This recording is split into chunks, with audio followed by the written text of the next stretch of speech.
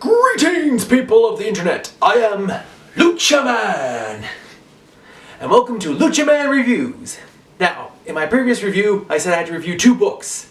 So I am proud to present the other book that I was reviewing, BONE Coda. Now, a coda, as defined here on the back, is the concluding passage of a piece or movement, typically forming an addition to the base structure, or a concluding event, remark, or section.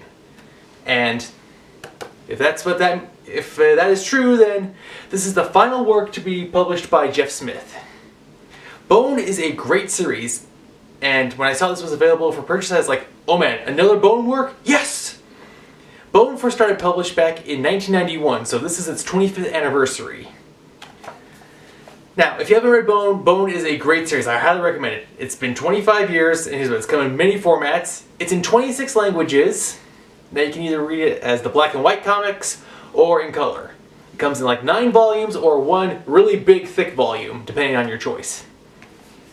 Now, as for this comic, for the first like 44 pages roughly, the comic is there, but it's in black and white, but it can be forgiven.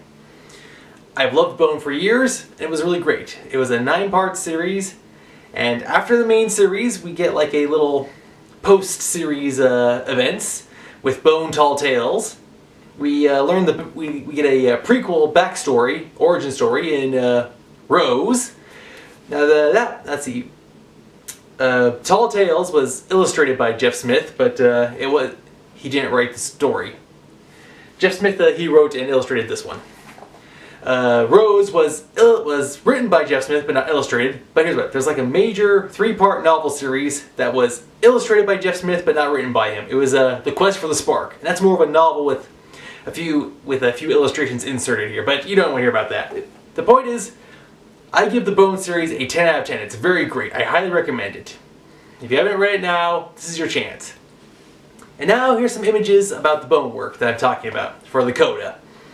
So the first 40 pages do cover, it's more like directly after the end of the events of the story.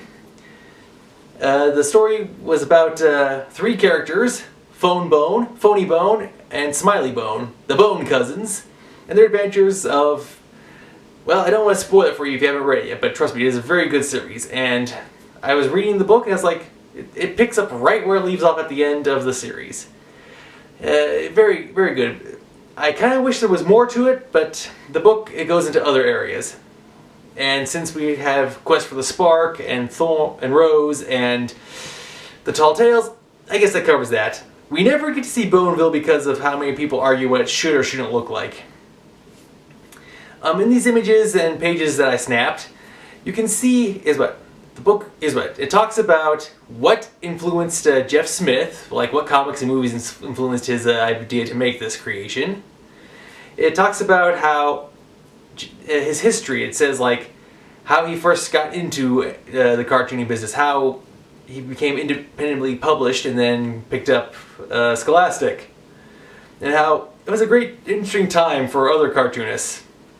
He drops a lot of names, and as you can see there's pictures of him hanging out with family, friends, and fellow cartoonists. It's very interesting.